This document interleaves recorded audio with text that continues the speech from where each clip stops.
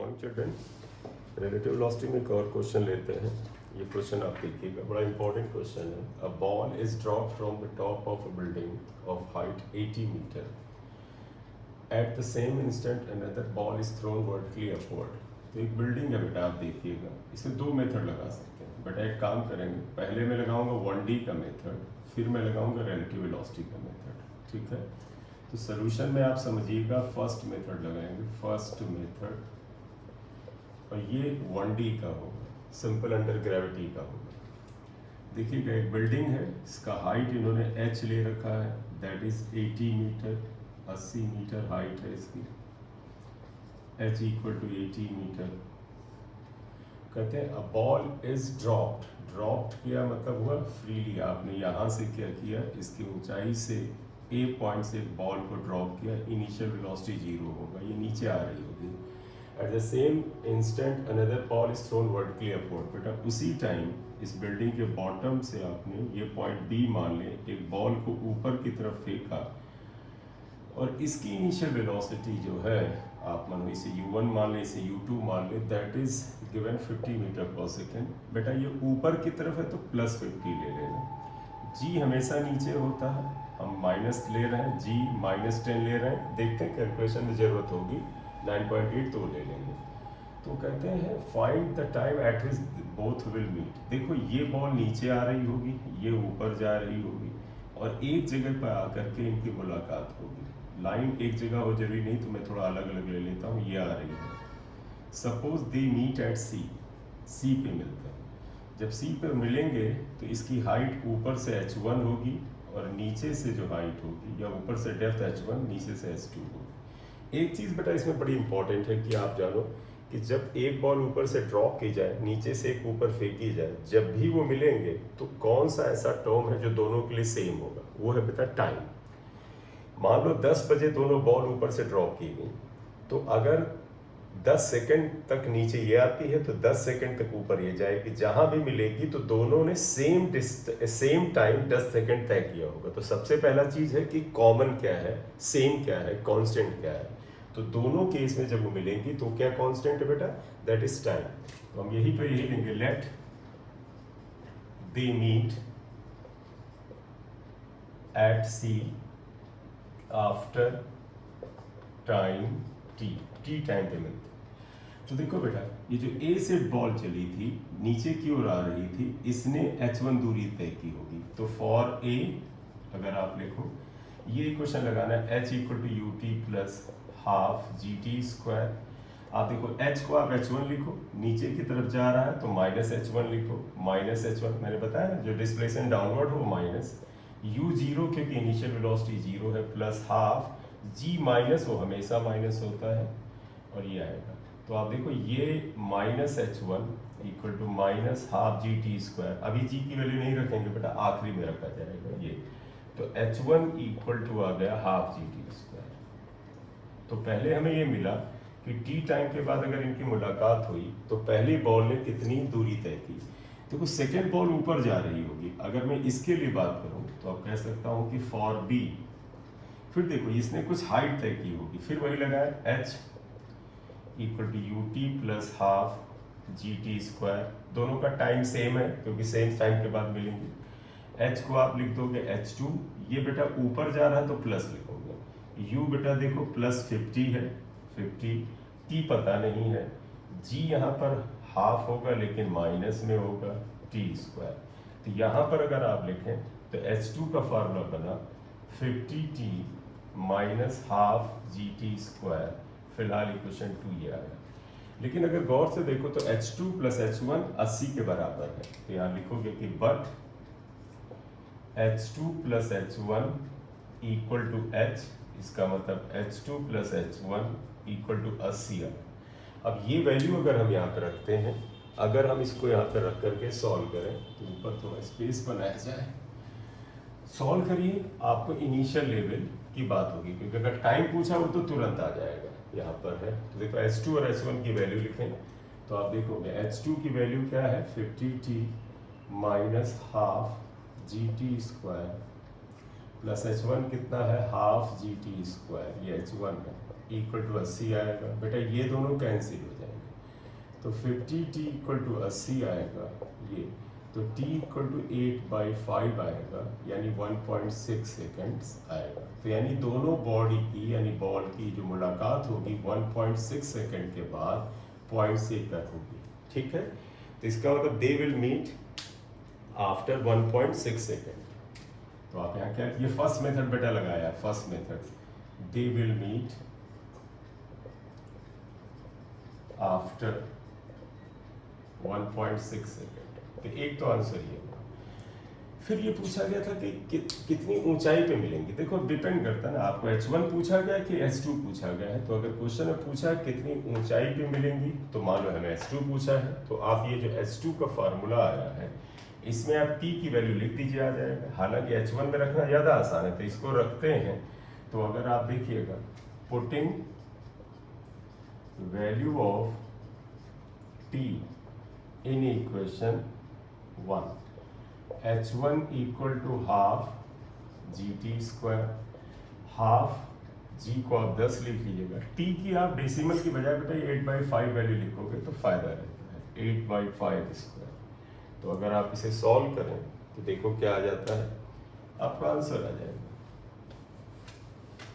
तो इसे सॉल्व कर लीजिए, तो ये हो जाएगा बेटा 5 H1 इक्वल टू 5 इंटू 64/25, 5 आया, तो 64/5 आया। अगर हम इसे 2 से मल्टीप्लाई कर दें तो 128/110 आ जाएगा, क्योंकि 2 से ये आप मल्टीप्लाई करो तो एक डेसिमल शिफ्ट करो, 12.8 मीटर पे मिलेंगे। तो H1 जो हुआ है, गहराई जहाँ पर इनकी मुलाकात होगी वो कितने के बराबर होगी बेटा, वो 12.8 मीटर होगी। यानी they will meet at depth H1 equal to 12.8 metre. तो अगर H1 ऊपर से पूछा था तो ये आया। अगर H2 पूछे, therefore H2 इक्वल टू बेटा 80 minus H1 equal to 80 minus 12.8। आप इसे माइनस कर लीजिएगा, तो 80 में से अगर 12 हम माइनस करते हैं तो 68 आता है, 67.2 मीटर। या ठीक है, तो मेन पॉइंट यहाँ पर है टाइम का, राइट। अब आप कहोगे सर आपने तो इसमें मेथड 1 लिखा है, क्या मेथड 2 क्या है? तो ध्यान रखिएगा, इसमें मेथड 2 लगाने जा रहे हैं।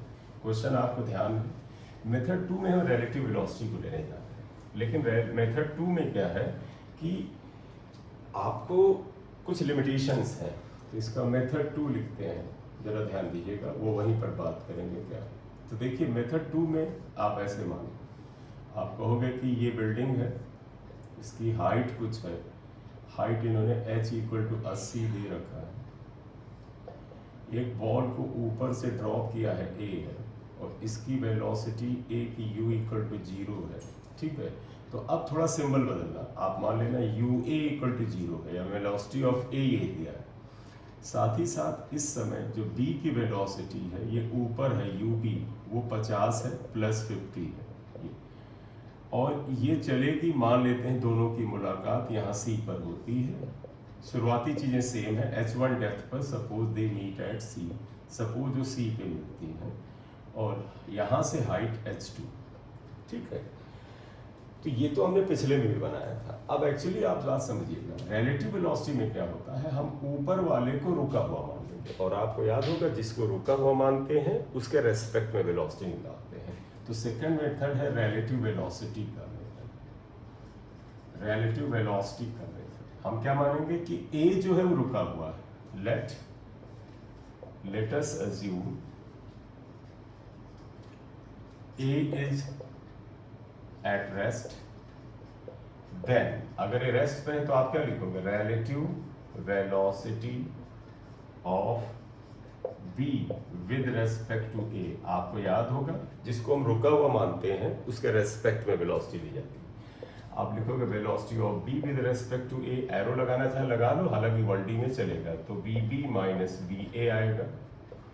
तो देखो बेटा, relative velocity of a, even uab लिख दो क्योंकि इनिशियल ले रहे हैं, u लेते हैं, तो uba इज इक्वल टू कितना है, यू बी देखो बेटा ये +50 है, माइनस यू है तो 0 था तो +50 आया, तो relative velocity of b with respect to +50 है, आप इसे दिमाग में रखो। अब आप समझिएगा डायग्राम का ये हिस्सा अब हमारे लिए बेकार है, इसे पढ़ा रहने दो। अब असल में हमने क्या मान लिया था कि ये रुका हुआ है।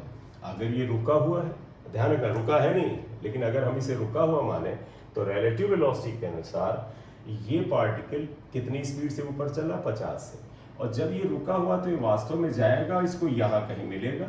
इन that case it will meet A at A, लिखो in that case B will meet A, we will meet with A at A। तो यहां मेरा मतलब हुआ therefore H इक्वल टू 80 हो गया और +80 हो गया क्योंकि नीचे से ऊपर। अब बताओ therefore आप ये फॉर्मूला लगाएं, H equal to UT plus half GT²। अब इसमें जरा बड़ा ध्यान रखना पड़ेगा बेटा, तुमसे मैं कहूँ इवन मैं कहूँ AT², यहाँ पे ध्यान रखना A जानते क्या है, Therefore, आप इसे ऐसे लिखना H इक्वल टू U को लिखोगे UBA, U is UBA, arrow लगाना जरूरी नहीं है। T पता करना है क्योंकि सपोज टाइम T के बाद वो मिले हैं, ठीक है, वो अंडरस्टूड है, प्लस हाफ A बेटा acceleration of B with respect to A है। अब यहाँ पे अलर्ट रहिएगा, देखो acceleration of B with respect to A, तो रिलेटिव वेलोसिटी में सिर्फ वेलोसिटी को रिलेटिव नहीं निकालेंगे, आप ये भी निकालेंगे कि भैया अगर A को हमने रुका माना है तो B ऊपर जा रहा है तो B का रिलेटिव एक्सेलरेशन क्या है। देखो acceleration of B with respect to A, इसे ऐसे लिखेंगे VBA इक्वल टू आएगा acceleration of B minus acceleration of A, ये आएगा। और ध्यान रखना एक्सेलरेशन ऑफ B तो पता है ये पार्टिकल नीचे से ऊपर जाए या ऊपर से नीचे आए, सभी का एक्सेलरेशन -g है। तो ध्यान रखना जब किसी चीज को ग्रेविटी में ऊपर फेंको नीचे फेंको तो एक्सेलरेशन तो बेटा सिर्फ g है, a का भी एक्सेलरेशन -g है, b का एक्सेलरेशन भी -g है और a का एक्सेलरेशन भी बेटा -g है। तो ये -g प्लस g ये कैंसिल होगा, कहने का मतलब है इस केस में एक्सेलरेशन या रिलेटिव एक्सेलरेशन 0 हो जाएगा। तो देखो ABA जो होगा ये इंटू T², देखो H को आपने क्या लिखा 80, ये हमने मान लिया था कि H is equal to 80, UBA कितने के बराबर है 50T प्लस हाफ, और ये कितने के बराबर 0 इंटू T², तो देखो 80 इक्वल टू 50T, तो ये आ गया, तो T इक्वल टू 8/5, तो अगर आप देखें T इक्वल टू 1.6 सेकेंड आ गया।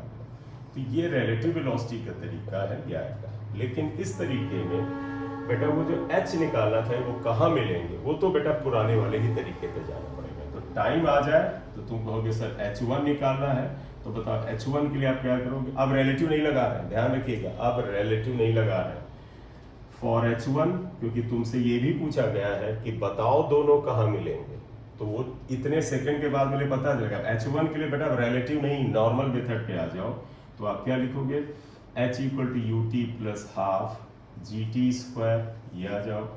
H की जगह H1 है, इसे लिखा रहने दो।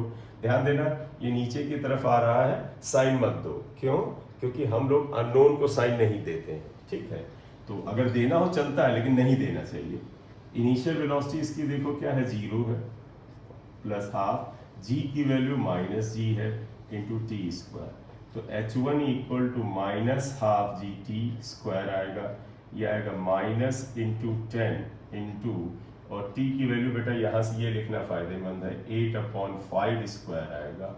और अगर आप इसे सॉल्व कर लेंगे तो यहाँ पर यही मिटा के सॉल्व कर दें तो देखो ये कितने के बराबर आ जाएगा, यहाँ पर H1 इक्वल टू माइनस, आप इसे कैंसिल करें 5 हुआ, -5 इंटू 64/2555, तो H1 इक्वल टू -12.8 मीटर आएगा।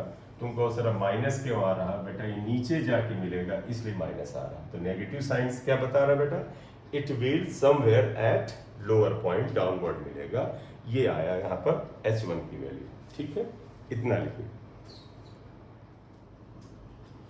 एक न्यूमेरिकल रोल देखिए बेटा, ये ये आप देखिएगा सिंपल सा 1D का है, बस केवल साइन रूल आपको आता हो और equations of motion v equal to u plus a t, h equal to u t plus r g t square लगाना आता है तो बड़े आसानी से आएगा।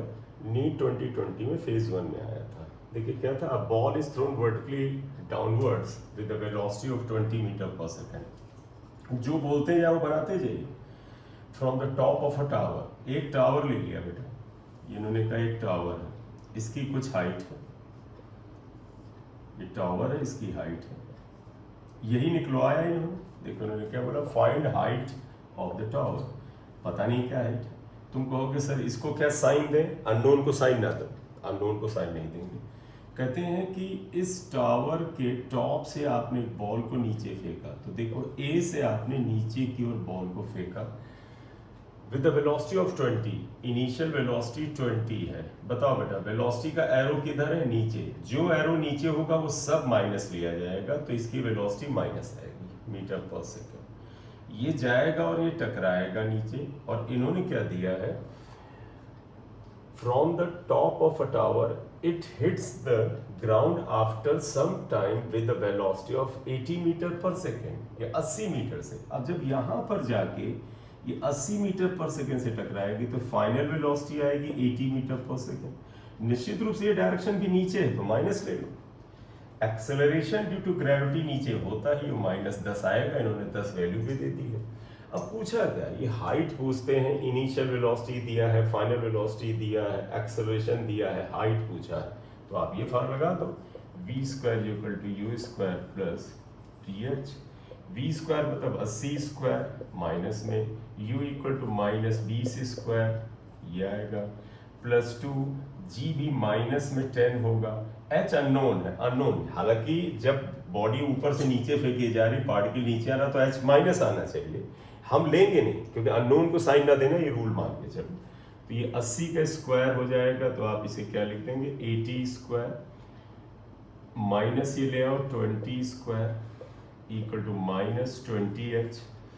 तो पता है इसको अगर हम पूरा स्क्वायर करते हैं तो इससे अच्छा है कि a square minus b square का फॉर्मूला लगाएं। तुम्हें याद है ना, a square minus b square equal to a plus b, a minus b. ये फार्मूला लगाने से हमें कैलकुलेशन कम करने पड़ते हैं। तो देखो तुम कहोगे माइनस कहाँ के, माइनस का स्क्वायर प्लस हो जाता है, माइनस का स्क्वायर प्लस हो जाता है, तो ये प्लस हुआ था, इधर लाए तो ये माइनस आया, तो ये क्या लिखोगे 80 प्लस 20, 80 माइनस 20।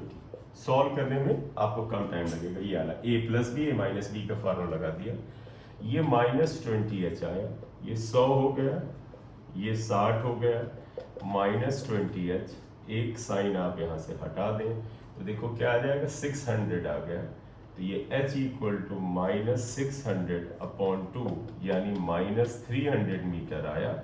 माइनस साइन बता रहा डिस्प्लेसमेंट डाउनवर्ड हुआ, तो इसलिए h को -300 जरूर लिखो और आंसर लिखो कि height of the building is 300। Minus sign क्या बता रहा कि बॉल नीचे की तरफ गई है, तो ये आंसर आया। तो आप यहाँ क्या लिखोगे, तो माइनस साइन ये बता रहा था कि बॉल नीचे गई है, डिस्प्लेसमेंट डाउनवर्ड ये बता रहा, therefore height of building, height of tower equal to 300 metre. अब वहां माइनस मत लिखने लगता, माइनस साइन डिस्प्लेसमेंट को बताता है। तो ये एक अगला पार्ट आता है कि मोशन इन 1D का एक और क्वेश्चन हम यहाँ पर कर रहे हैं।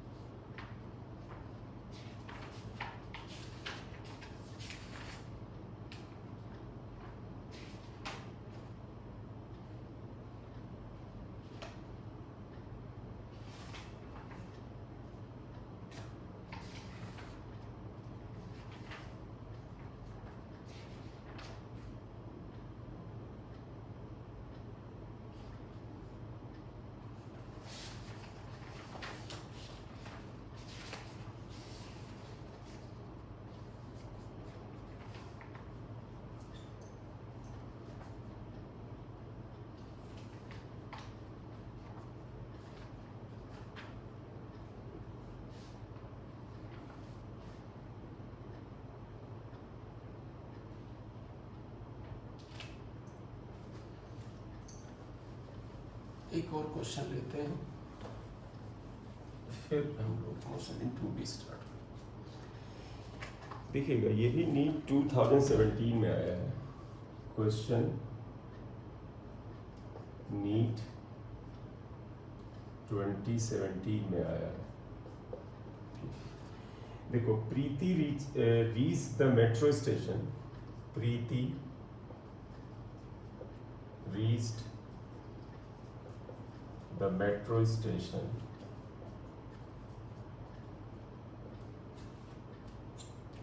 and found that and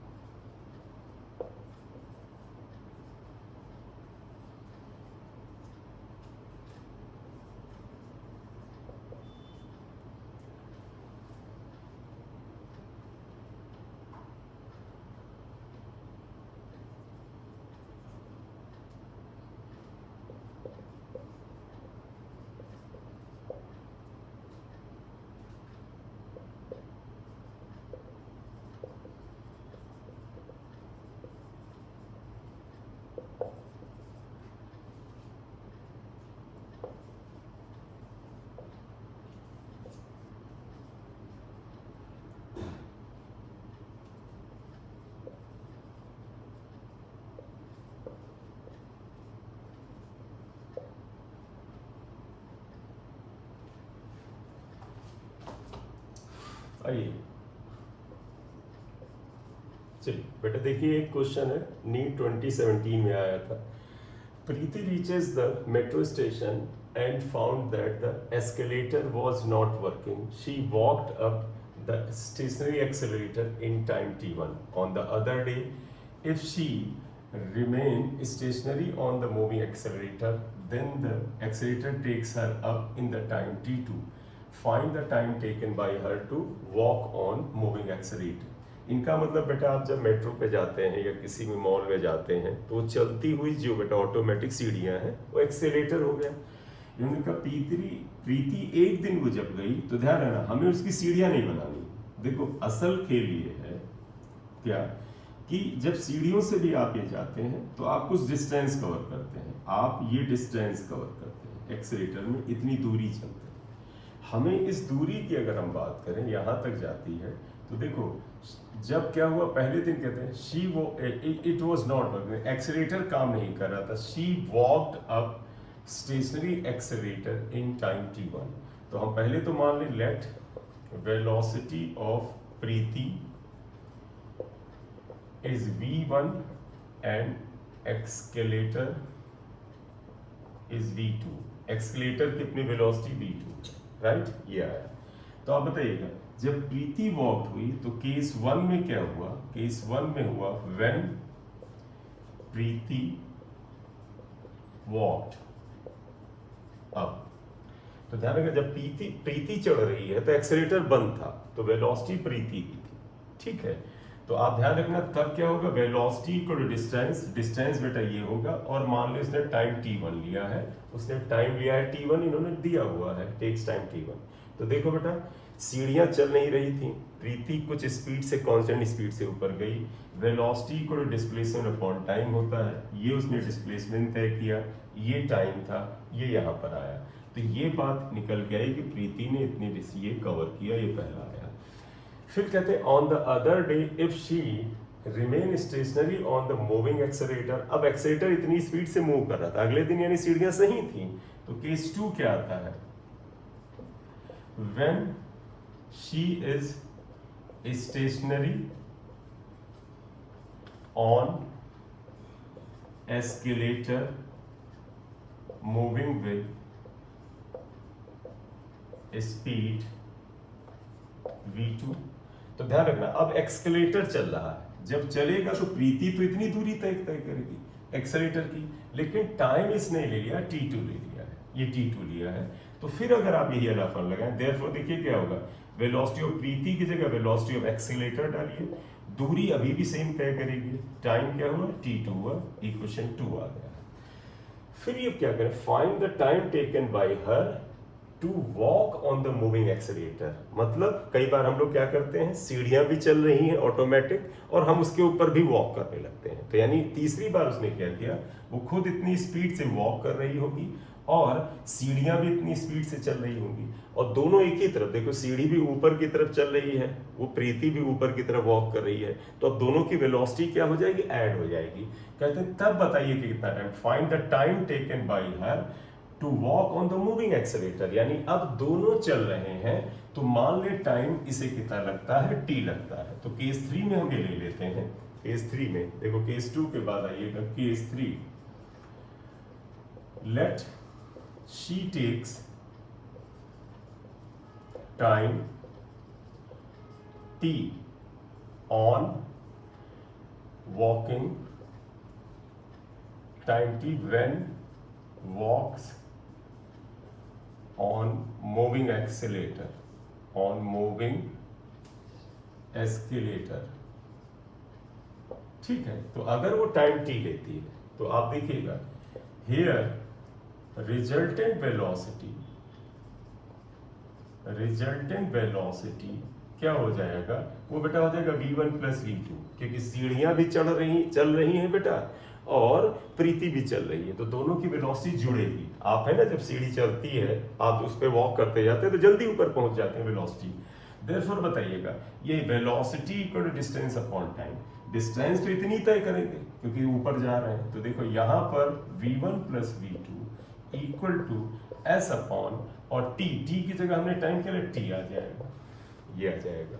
तो ये इक्वेशन 3 आ गया। अब v1 और v2 की ये वैल्यूज उठा करके यहां रखिए, putting values of v1 and v2 की वैल्यू रखें और इसे सॉल्व करें, देखें क्या आता है।